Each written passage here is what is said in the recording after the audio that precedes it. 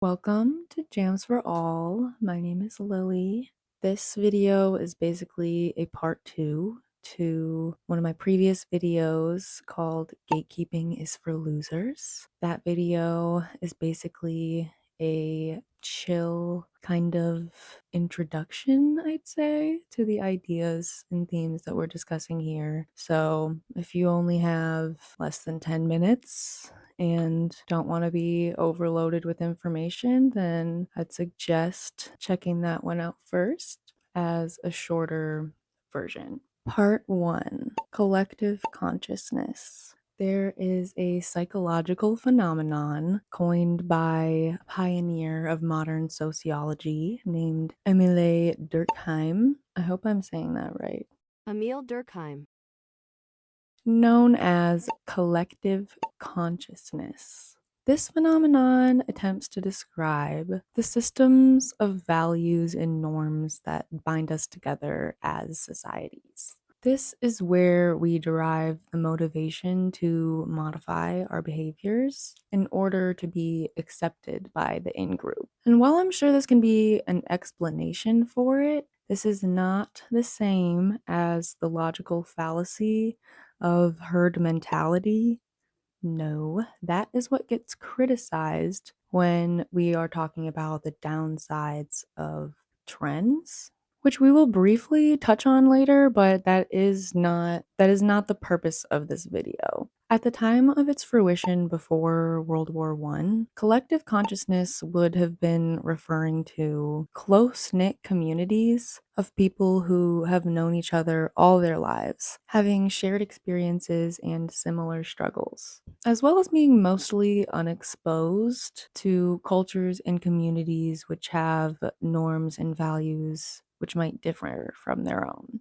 Carl Jung then expanded on this phenomenon in combination with Freud's ideas on the self, defining the distinction of the collective unconscious, which can also be described as herd behavior, not the same as herd mentality. This unconscious refers to our innate and instinctual desires that have been derived from ancestral experiences. While aspects of this theory are not fully accepted in psychological academia, we can still use it to attempt to describe certain human behaviors. Both of these theories can only be extended so far to analyze modern society, but they are still useful to describe some behaviors that we engage in today. The reason for collective unconsciousness is not fully understood, though recent discoveries such as mirror neurons are promising. Not to mention that we still do not yet fully understand the impacts of how the internet has completely changed our way of engaging with each other and the entire world. This phenomenon of the collective unconscious can start to explain why live music, especially, connects to us so deeply, and why behaviors like moshing have become such a huge part of many post hardcore subcultures. We long to share these types of experiences with each other on an instinctual and animalistic level. Part 2. The magic of music is meant to be shared. Music has the capacity to convey messages that cannot otherwise be displayed through words on their own or purely visual art. The feeling that comes when you hear your favorite band play your favorite song in a crowd full of people feeling the exact same thing feels like a spiritual experience.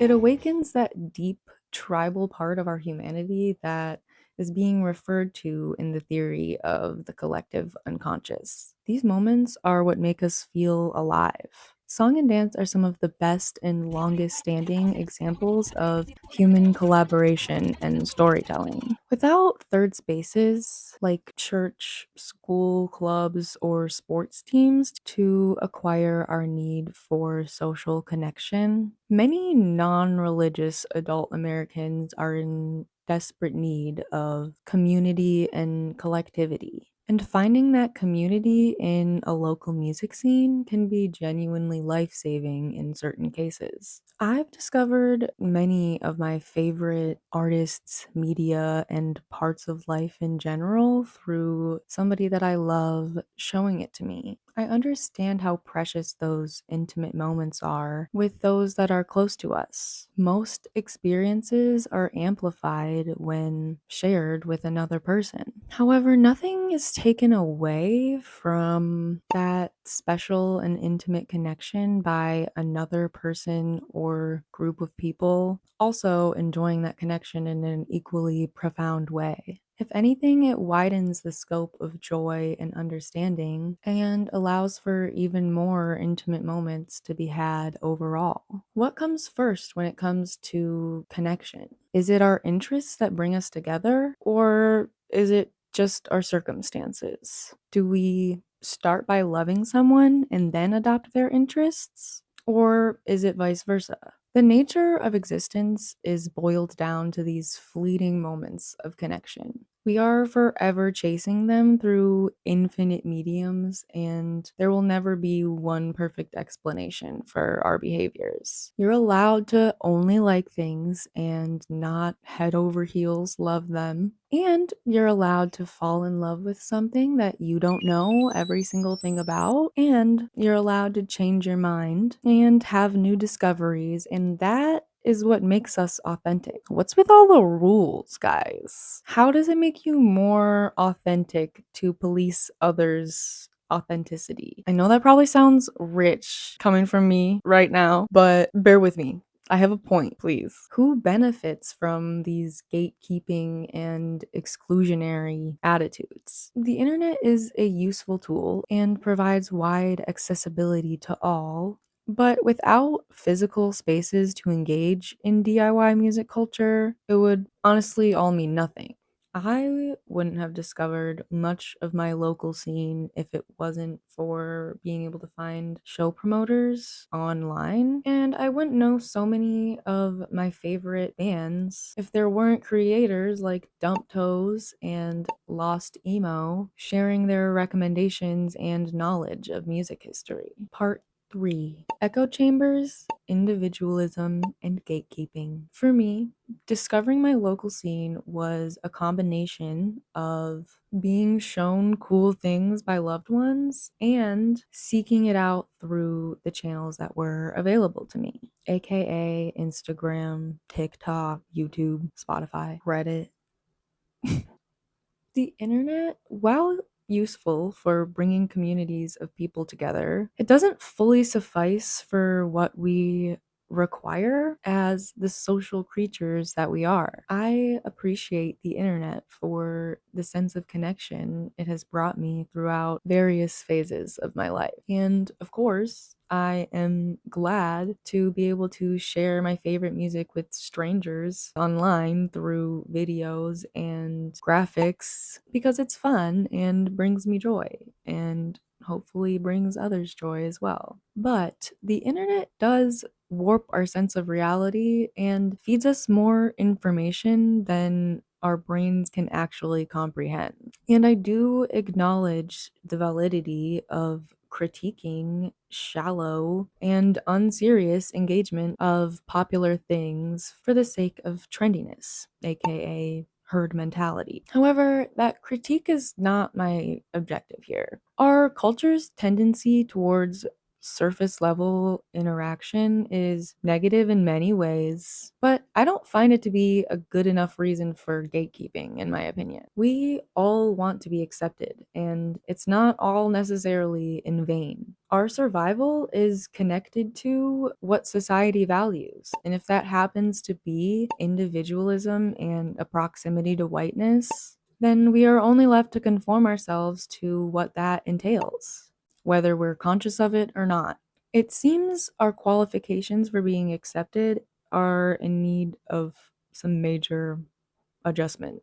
Our collective values are just backwards altogether. There was at least one person who was willingly misunderstanding my point about the whole Alex G fans being insufferable thing. Let me be clear. I am still an Alex G fan. I will continue to be for a long time. My critique was of entitled selfish behavior, which, as I explained in the video, believe is due to a rise in individualism and a general lack of desire to care about other people. This is not exclusive to Alex G concerts, young people, or those who engage in trends or what have you. This is a consequence of Western individualism or main character syndrome and caring about your own experience at the expense of the experience of others. I've on several occasions considered stopping going to shows and crowded places altogether for this reason, out of safety for myself and the rest of the immunocompromised people in my life, due to the fact that pretty much no one wears a mask ever, anywhere, at all, let alone in crowded, enclosed spaces like shows. And the thought breaks my fucking heart every time because nothing fills me up more than witnessing others in their joy and getting to share it with them and experiencing that feeling that can only be brought in a space like that that facilitates collective energy. Internet echo chambers, while feeding that need for connection, make it hard for us to experience the true feeling of collectivity. There are so many like minded people to you, but they only exist in your phone, oftentimes on a completely other side of the world and amidst a million other people who actually fucking hate you for your worldview. And then you go out into the real world at work or school, and people are like, what the fuck is Duster? And it results in us feeling hollow and in a constant state of seeking of that feeling, often with only the internet to turn to. While there are some societal benefits, as I have mentioned previously, it's this giant catch 22 where we're all using the tools that are available to us while being painfully aware that using these platforms results in the profit of those who seek to keep us lonely, disconnected, and depressed. It's like we're all in this battle of who can be the coolest and most authentic, and there's no winner except for those who profit from our endless need to conform and place blame on each other instead of them who actually uphold these harmful systems. I'm looking at you, elected officials, and corporate CEOs. DIY has been one of the few spaces where I've felt that sense of communal connection that leaves me feeling whole. However, sometimes gatekeeping and selfish behavior leaves a bad taste in my mouth. But rather than removing myself from these spaces entirely, who would benefit from that? I think a better use of my energy is to be loud about my opinions in hopes of finding others who agree and perhaps even swaying someone to care more about other people. I will be the homie at the show with extra N95s in my pocket and be willing to explain to you why I wear mine every day. I want to be a person who encourages collaborative conversations about intersectionality, accountability, and solidarity because these motivations are where our power lies. Imagine if instead of Fart Zuckerberg profiting from our need for connection, we collectively owned the internet as a resource we could use in ways that benefit society as a whole. Just throwing it out there. It is less genuine to stop liking something because it's gotten popular. Which is, I think, what this person was fully trying to say in this comment, but I don't think they got the point of the video, which might be my bad. Maybe I did bad at explaining. So hopefully, this much longer video can offer a more clear explanation of my thoughts. You derive value from being essentially unrelatable and you're gonna police others for their way of getting into something, your world is small if that's what drives you. It does take an open mind and a dedication to growth to rid yourself of that gatekeeping mentality and interrogate where it really comes from. In her video about gatekeeping and the metal community, Cornea Saul discussed the limitations caused by gatekeeping. Like, oh, now that they're popular, I just don't like them anymore. So really, then you're just not you're not enjoying the music. You're enjoying this perceived notion that it makes you superior or better than others. And like, you can enjoy listening to underground artists and be like, have them be your little secret and feel happy and special. You don't have to go sharing stuff that you don't want to share. Don't just stop listening to them because of that. That makes you a poser, actually. Wait. That actually makes you a poser. They're pretending generally like this band because it's underground. There's also this whole discourse on if you haven't listened to the entire discography or you don't know their unreleased songs, you're a poser. Why can't you just like the most popular songs? Maybe they haven't experienced the whole scope of their discography, but does that make them enjoy something less than you? Maybe they're less invested. That doesn't mean that you can just bash on people for having a different music taste. I do think that gatekeepers are needed to a certain point, but I also do think they kind of hold back the genre from becoming what it could be. If we stop gatekeeping and we start actually sharing the stuff that we like, or we stop bashing on newcomers, then we can become so many more in this community. More bands would surface and become popular. More people would be inspired to grab a guitar or learn how to scream a death metal scream. If we stop gatekeeping and being little bitches about our own authenticity, then we can become pioneers to make it a more popular genre. Please go and watch the rest of that video. While I don't agree with all of her points, it's a very insightful and thought provoking analysis of gatekeeping. I do not think it's valid to be exclusionary and assume that only a few deserve to be a part of any given community. Collaboration is our most powerful tool to change the systems that harm us all in varying ways. Gatekeeping is the opposite of collaboration, and it goes against our innate human desire of cooperation, in my opinion. I think all most people need is to be given a chance.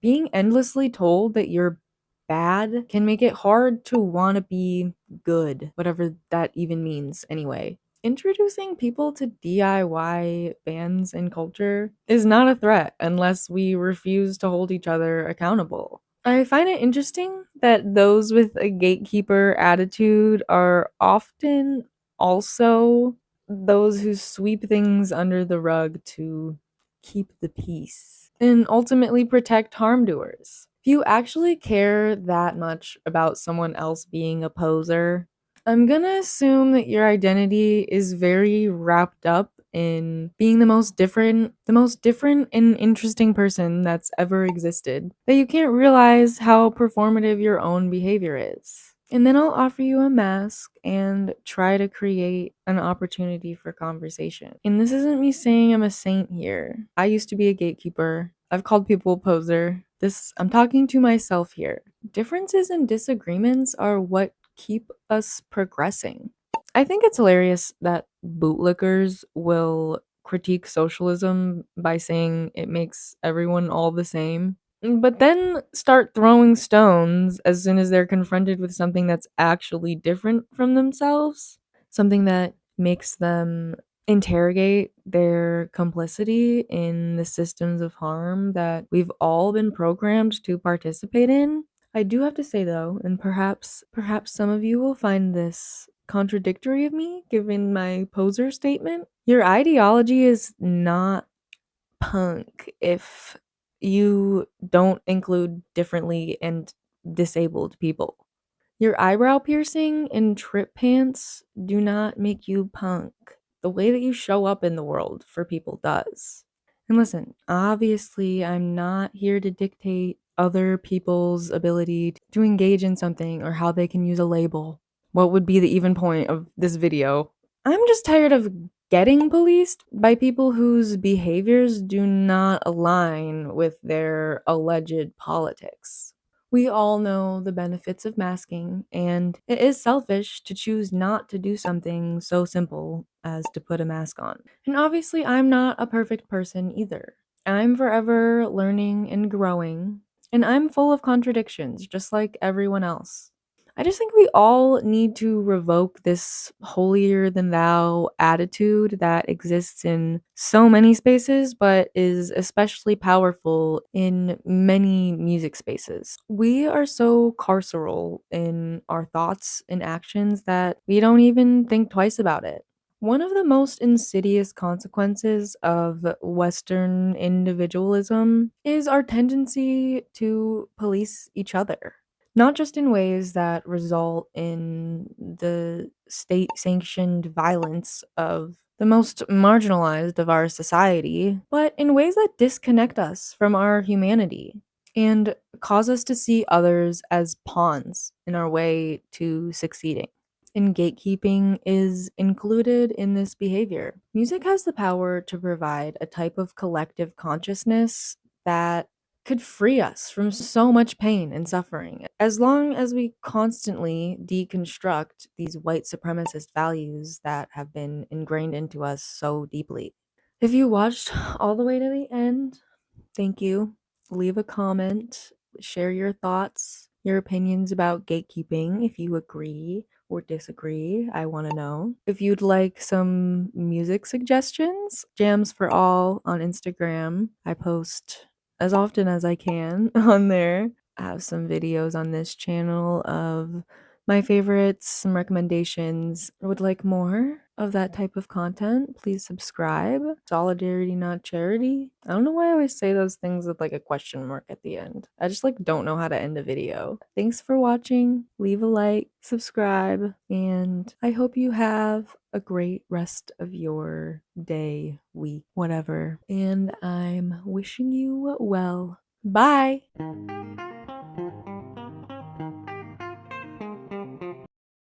Shut up. Shut up. Shut up. Okay. When you're holding a tiny little teeny microphone and your arms get so tired, I don't know how to end a video.